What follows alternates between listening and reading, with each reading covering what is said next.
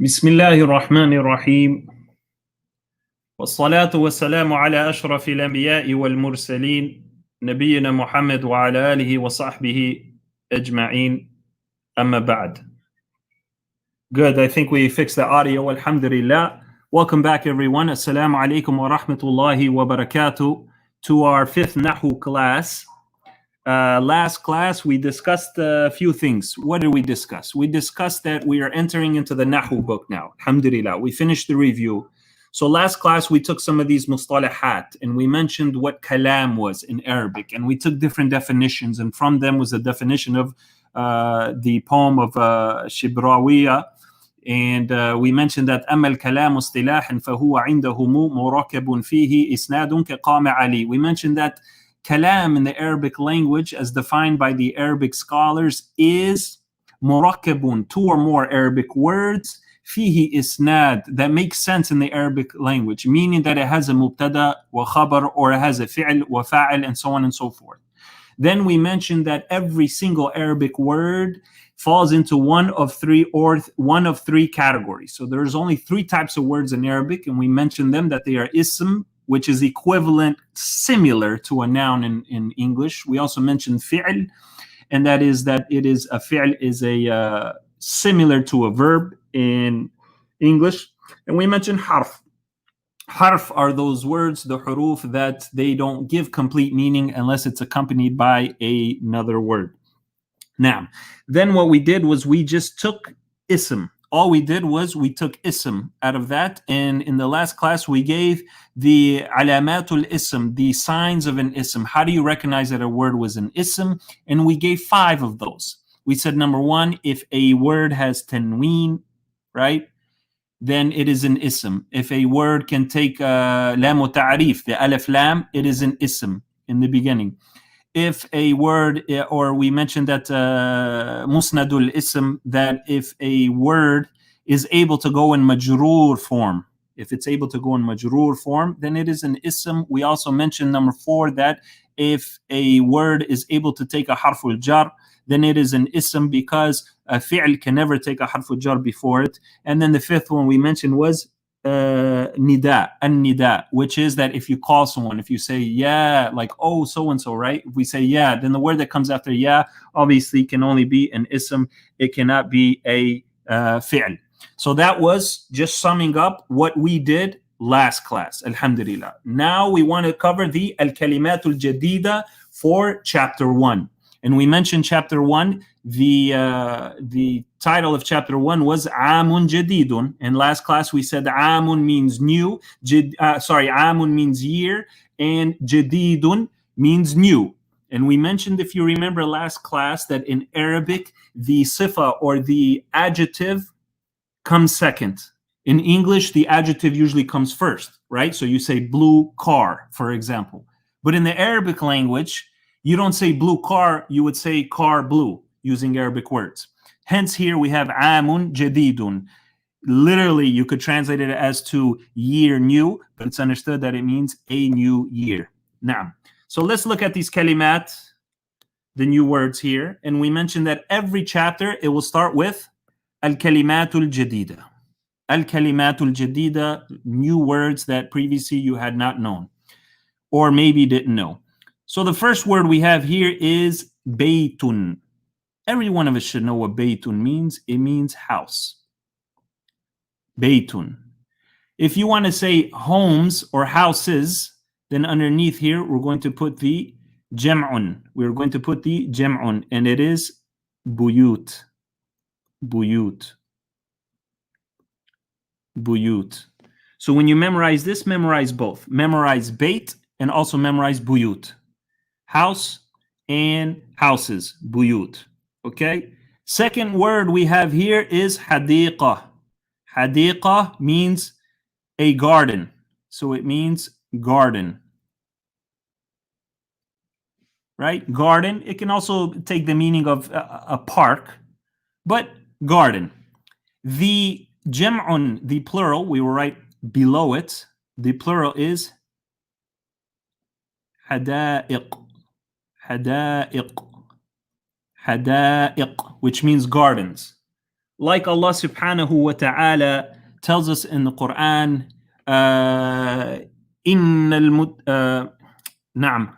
what is it in Juz Amma?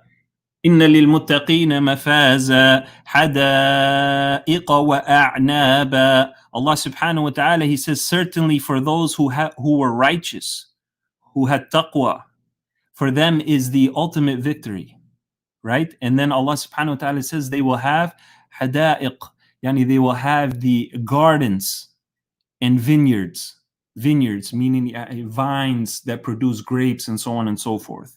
So this word hada'iq appears in the Quran. Inna lil muttaqina mafaza hada'iqa wa a'naba, right? So the singular form of that is hadiqatun. And if you want to say gardens, you say hada'iq. The third word here we have is a plural word. So what we're going to do is, if the word is singular, we're going to write the plural on the bottom. If the word they give us already is plural, I will write the singular form on top. And the word here is ashjar. Ashjarun means trees. So it means trees, right? And the singular form of ashjarun, if you want to say a tree, is shajara.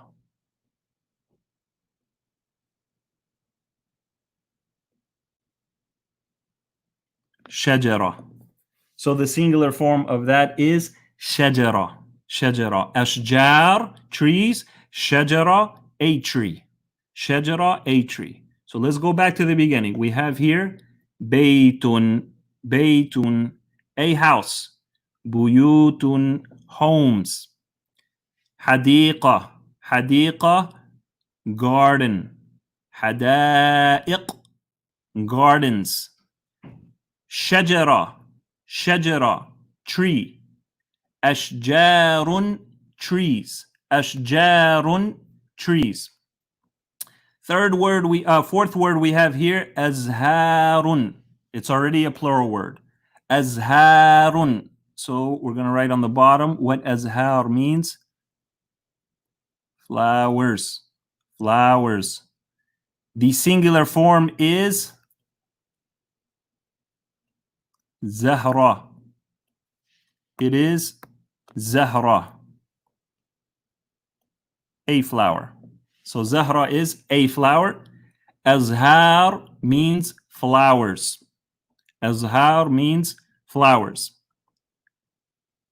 The next word that we have is ulum.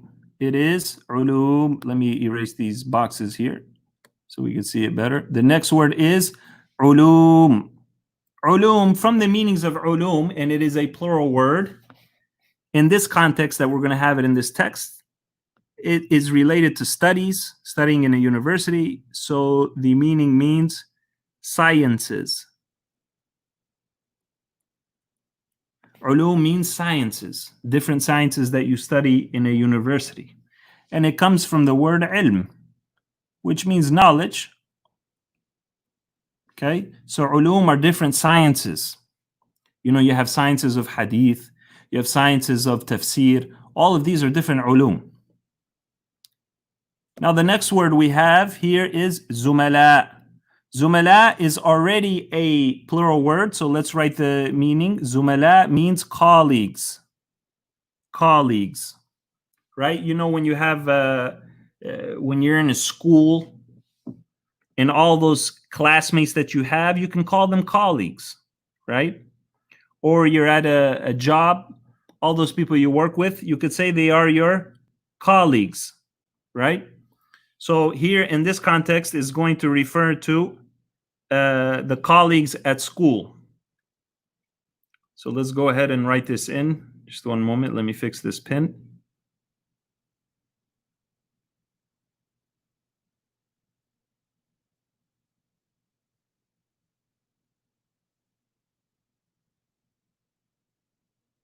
طيب.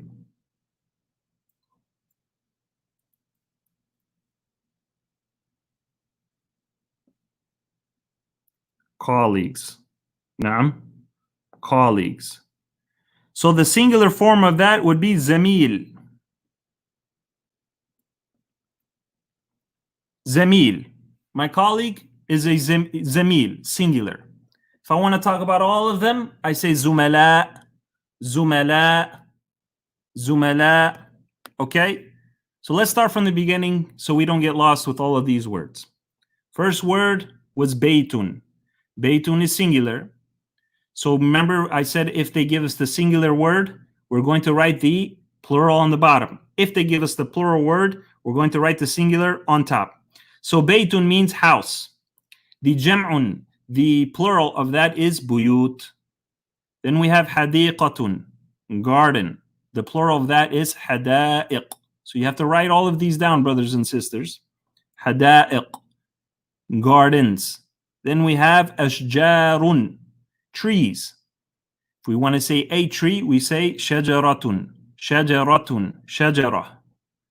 Then the next word we took was azharun. We said azharun means flowers. If you would like to say one flower, you say zahra, zahra, a flower. Then we took ulum, and we said ulum means sciences. It comes from the word ilm. Different sciences that you study in school are called ulum. Then after that, we took zumala. Zumala are colleagues, classmates, fellow workers. They're all called zumala. One of them is called zamil. Zamil. One of them is called zamil. Okay? And of course, if it is a female colleague, you would say zamila.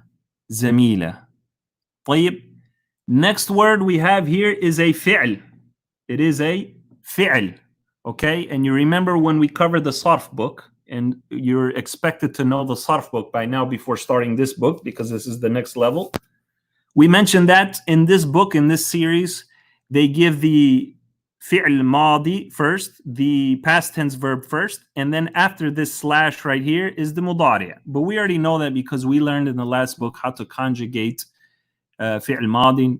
You remember, fa'ala, fa'ala, fa'alu, fa'alat, fa'alata, fa'alna, all of that. We learned all of that. Now, so, and we also learned how to conjugate the fi'l mudari', the present tense verb. Okay, so this should be easy for you by now. And remember, as I recommended when we were doing the introduction to this book, we recommended that if you are not understanding this book easily, or it's very difficult for you, and you feel that you cannot keep up, then you have to go back and watch the sarf videos on the YouTube channel, inshallah ta'ala, and, complete those first in order to understand this book, okay? So anyway, the fi'l here is safaha, yusafihu. And since we know our sarf, then we know safaha comes from which wazn? We know that it goes back to the fa'ala wazn. Fa'ala yufa'ilu. Fa'ala yufa'ilu, because we don't want to forget what we learned. So therefore, it's safaha yusafihu. Safaha yusafihu. Naam. So people are asking for the book. All the previous videos, I have posted the link. I will get you the link right now. Just hang on a second, and I will post it in the comments, bi'idhnillahu ta'ala, so that y'all can have the book, inshallah. Just give me a moment. Okay.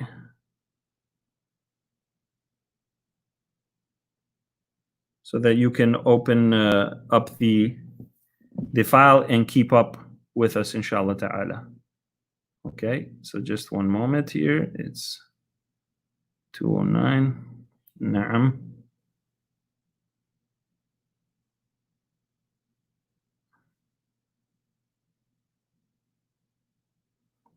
Okay, here we go. So for the ones that were asking, here it is. I just posted it in the comment section. You can click on that, open up the PDF file, and go to chapter 1. That's what we are on right now. So we said safaha yusafihu comes from fa'ala yufa'ilu, and we should know that by now, right? Safaha, brothers and sisters, it means to shake hands. So this verb means to shake hands. And one thing to note, that when you use this fi'l, when you use this verb, safaha, you don't have to mention the word hands in Arabic.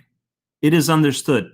So if I say يعني صافحه, it's understood that it means he shook his hand. You don't have to mention the word hand in Arabic. It is implied in the verb itself. صافح يصافح. So when you see صافح, it means shook hands. Okay?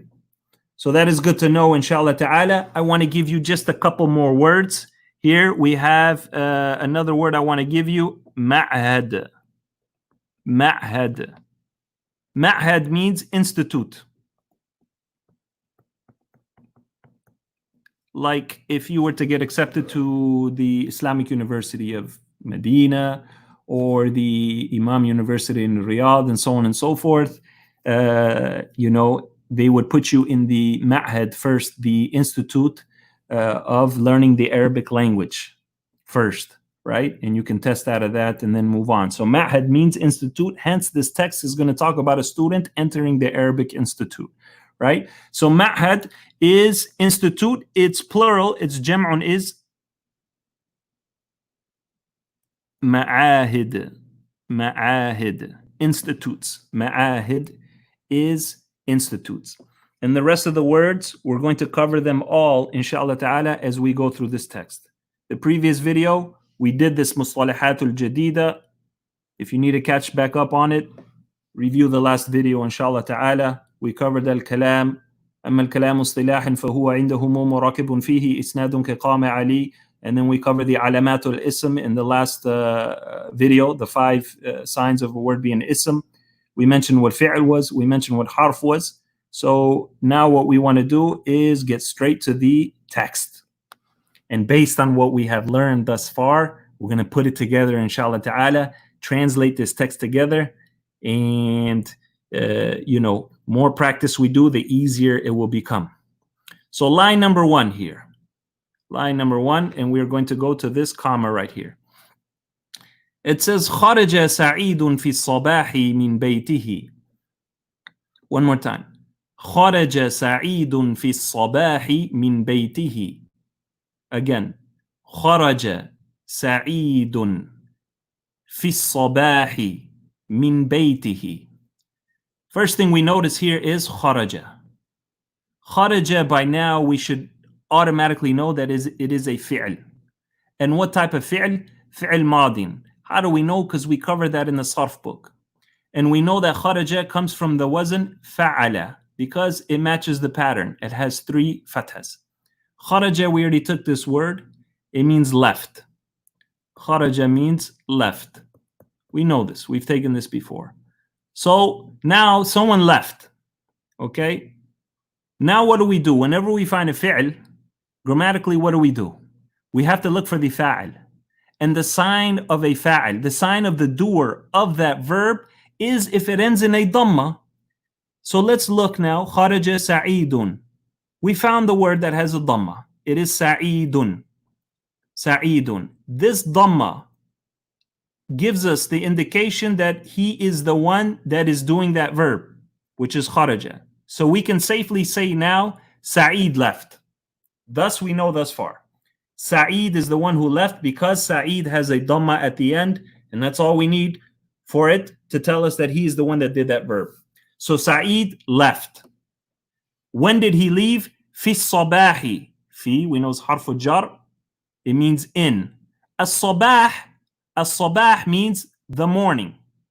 So this whole concept, or this whole phrase here, fi sabah, in the morning.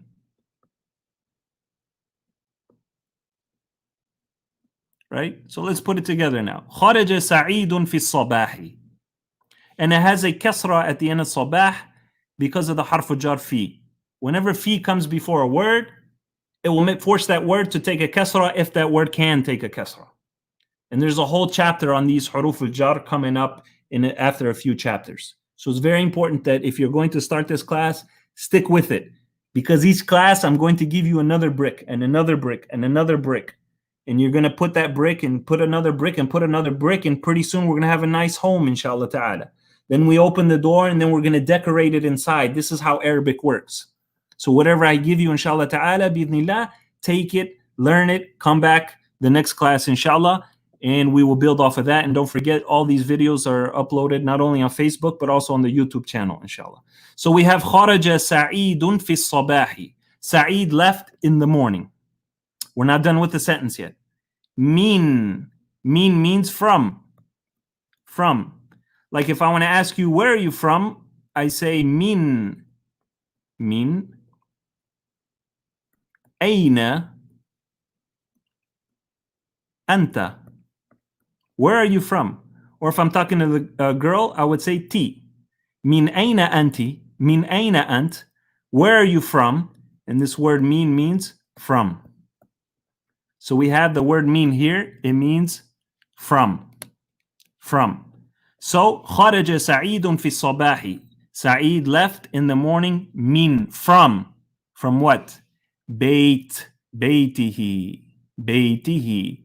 We know that beit means house. Beitihi with the attached pronoun, ضمير متصل. Attached pronoun means his. So min beitihi.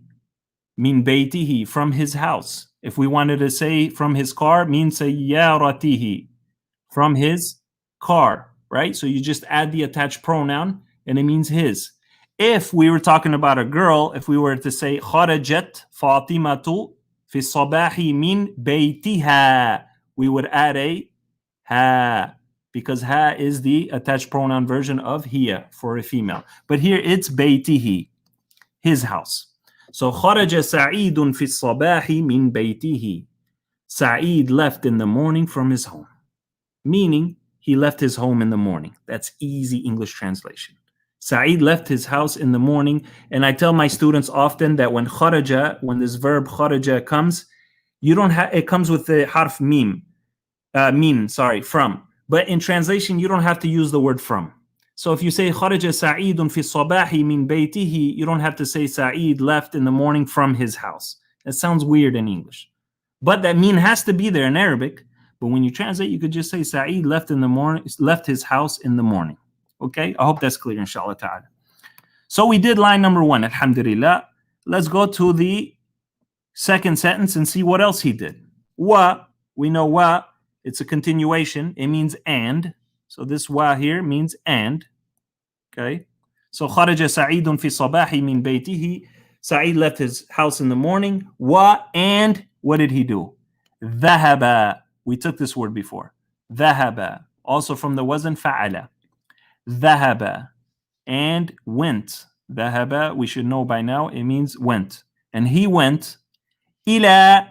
Ila is one of those words like fi, harf jar. It's going to force the next word to take a kasra if it can. Okay? Ila means, has many meanings. Likewise, I want to say something about fi here that I forgot to mention. Fi has many meanings and you only know it by the context. Fi can mean on something, on top of something. It can mean in something, and you only know according to the context. Likewise, ila can mean to, towards, and so on and so forth. Okay? So here ila means to. وَذَهَبَ ila, and he went to ma'had. You see this word ma'had right here? We took it in al-kalimatul jadida. We said ma'had is institute.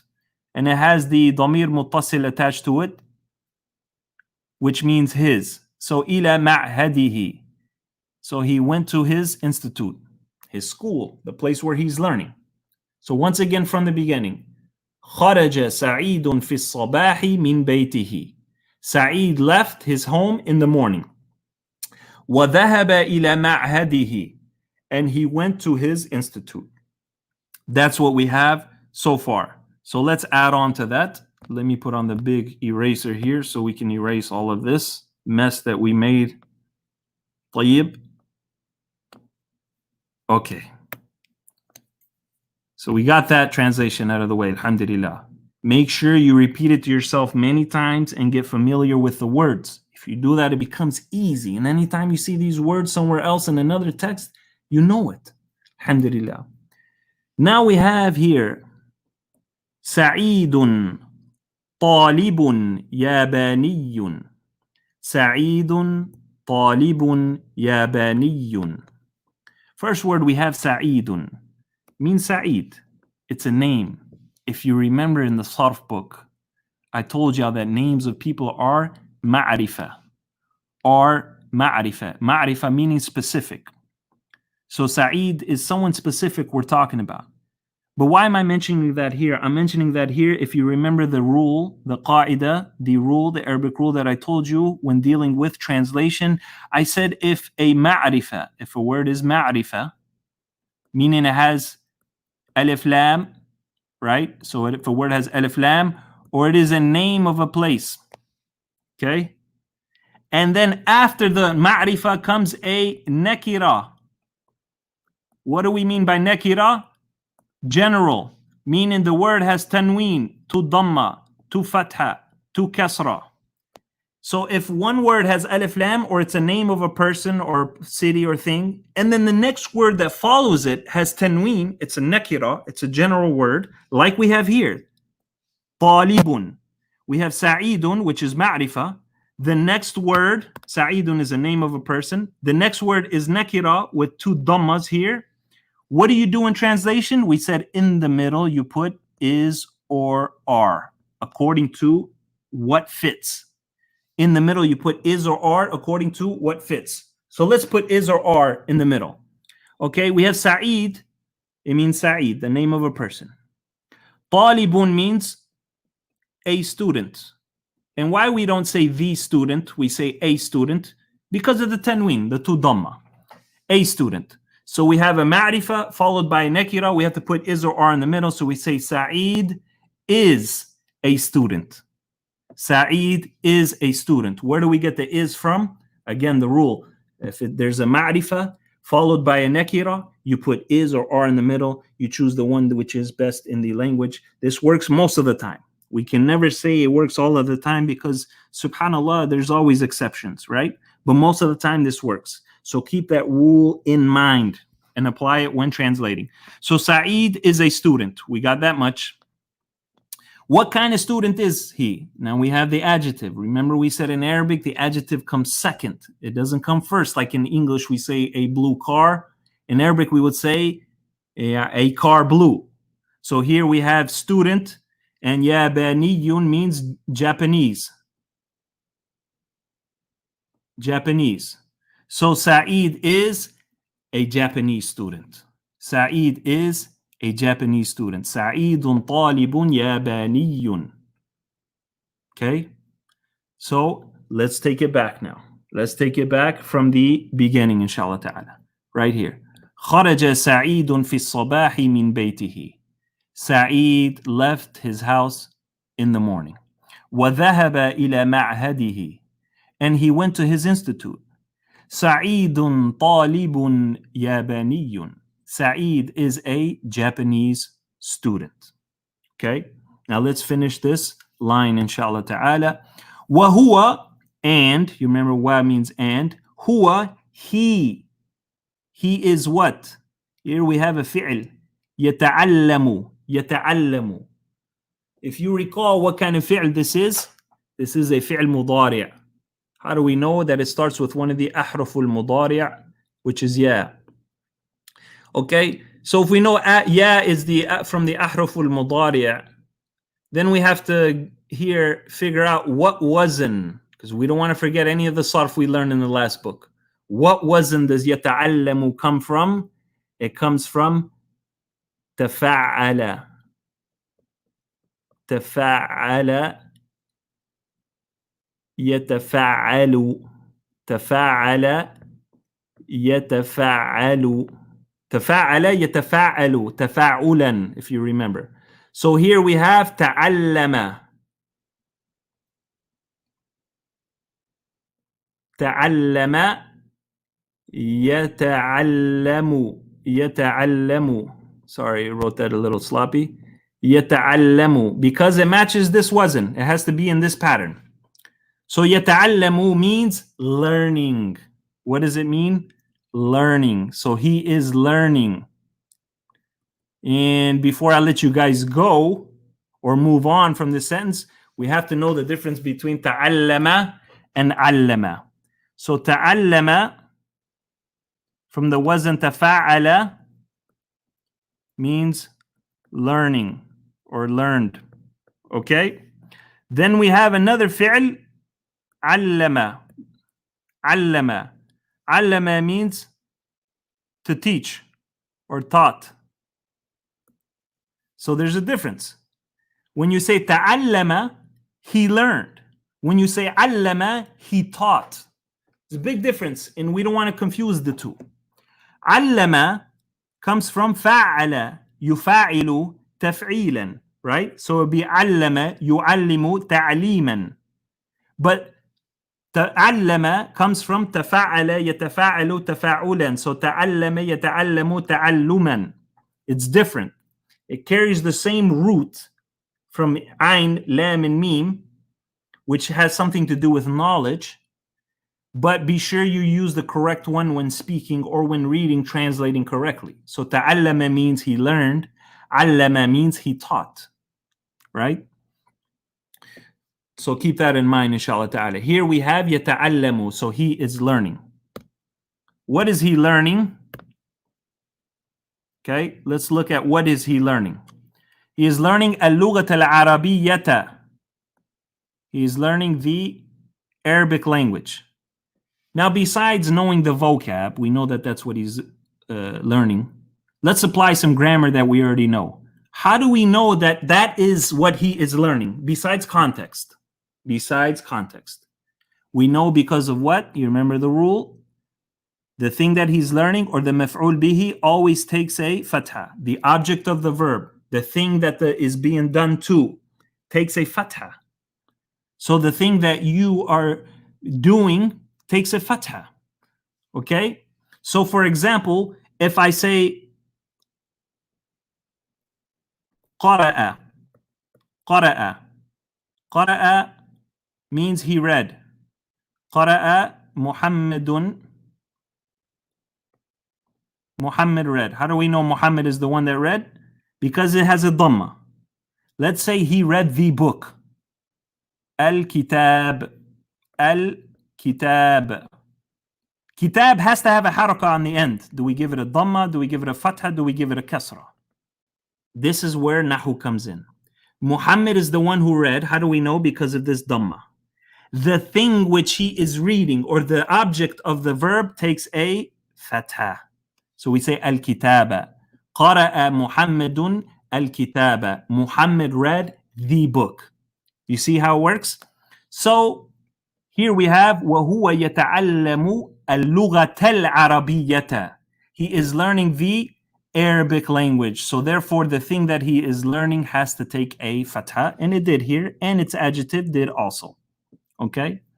So he's learning the Arabic language. Fi, harfu jar, fi. You remember it could mean on top of, or in, depending on the context. Here we want to give it the definition of in.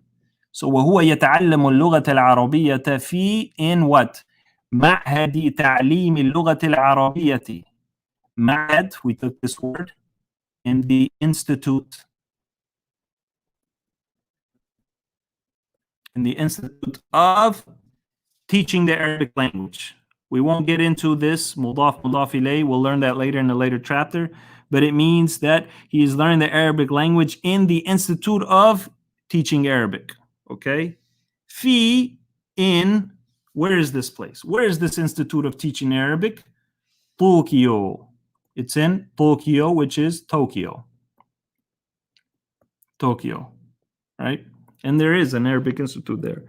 And last I remember, there is a Islamic university there too, from Imam University from Riyadh. They open a branch in Japan. May Allah subhanahu wa ta'ala guide those people to Tawheed and Sunnah. Ameen ya Rabb.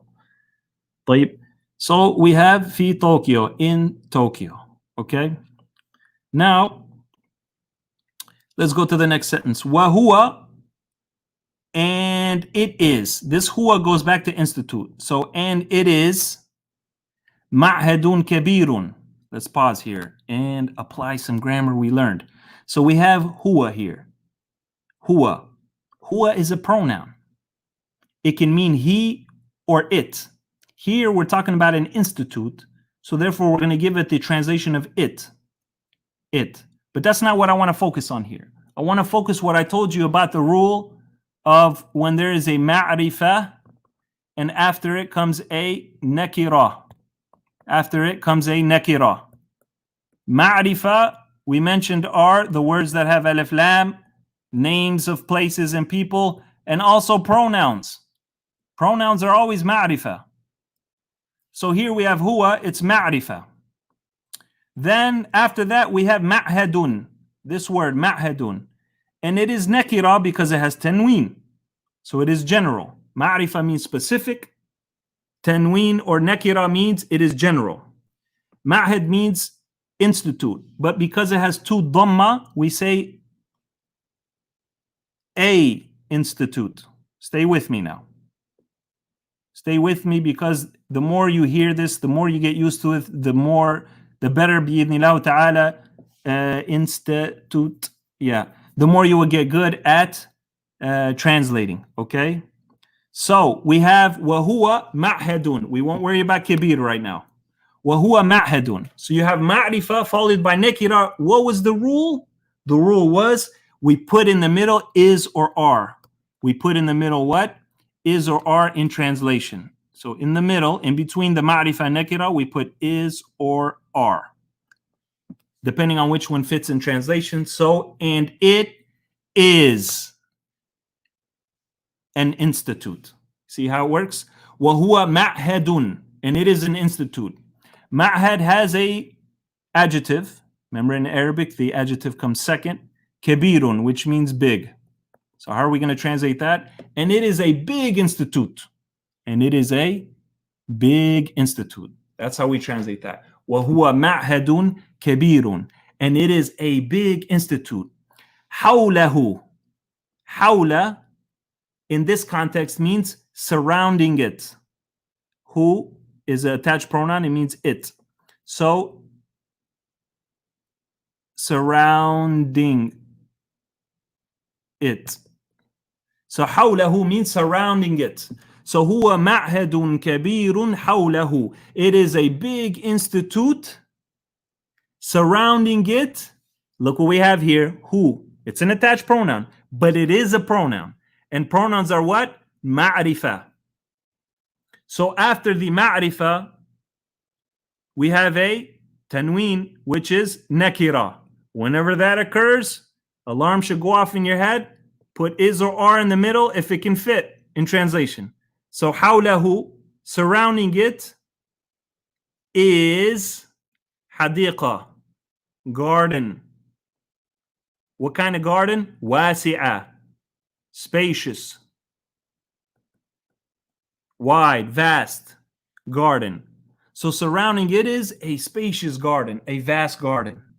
So you see the importance of nahu and these rules that it's difficult to learn, and especially sometimes us as non-Arabic speakers, when we go through these institutes and when we learn with the ulama, we don't get the little things like the is and are, because there's no way for them to explain it. It's just understood.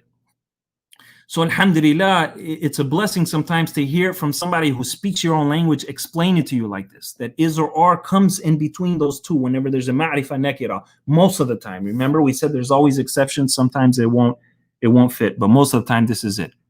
Okay, so let's run it back from the beginning of this sentence, not the very beginning here. We said وَهُوَ مَعْهَدٌ كَبِيرٌ, and it is a big institute. حَوْلَهُ, surrounding it, is حَدِيقَةٌ وَاسِعَةٌ, a spacious or wide garden. Then we have فِيهَا. فِيهَا, fi is in this context. Ha, look, we have attached pronoun ha and not who. Here we had who. Where is it? حَوْلَهُ, because it goes back to ma'had. Ma'had is a masculine word, so we have to use a masculine pronoun to talk about it. But here we have ha, which is a feminine pronoun. So what feminine thing are we talking about? Hadiqa. Hadiqa. The ta marbuta tells us that it's feminine. So fiha. Fiha means in it. Here comes that rule again. We have a pronoun. We said pronoun is from the ma'rifah, right? They are specific. After the pronoun, we have ashjarun. Do we see tanween here? We see tanween. Tanween is a dead giveaway that the word is nakira, which means general, meaning you wouldn't translate it as the, you would translate it as a, right? If it had alif lam, al-ashjar, then that would be ma'rifah, the trees. But here we have ashjarun, which means trees. And we said whenever you have a ma'rifah followed by a nakira, you put is or are in the middle. Is or are in the middle. So in it are, this one we're going to go with are what? Ashjar, trees. Does it have an adjective right after it? Yes, it does. Kathira, lots. Many is a good word. Many trees. Remember, in Arabic the adjective comes second and not first, like in English. In English you say, remember, a big house. In Arabic, you would say house big, right? So here you have ashjarun kathiratun, many trees. So in it are many trees. In it are many trees. I never want to go over 40 minutes, and it looks like I did. So I apologize for that. I don't want to keep the students bored. 40 minutes should be the max, inshallah ta'ala. So let's just do the next word until this period, inshallah, and then we'll stop and then continue on Wednesday, same time, inshallah. And don't forget, these will be uploaded on the YouTube channel. So subscribe and watch the videos. And likewise, they will be on the Facebook page as well. So then we have wa azharun, and azhar means flowers. If you remember, we took this in Kalimatul Jadida. What kind of flowers? Jamila, which means beautiful. So we have وَهُوَ مَعْهَدٌ كَبِيرٌ, and it is a big institute. حَوْلَهُ, surrounding it, is حَدِيقَةٌ وَاسِعَةٌ, a vast, a spacious garden. فِيهَا, in it, meaning in the garden, are أَشْجَارٌ كَثِيرَةٌ, many trees, وَأَزْهَارٌ جَمِيلَةٌ, and beautiful flowers. So with that, inshallah ta'ala, we will stop here and see you guys bi'idhnillah ta'ala Wednesday. Please review this video, get caught up, understand what I'm talking about. If you have any difficult concepts or something is difficult for you, barakallahu feekum, you can message me on Facebook, and inshallah ta'ala I hope to reply if it's Arabic related. Okay? Jazakumullahu khairan. سبحانك اللهم وبحمدك نشهد أن لا إله إلا أنت نستغفرك ونتوب إليك. السلام عليكم ورحمة الله وبركاته. جزاكم الله خيرا to all of you.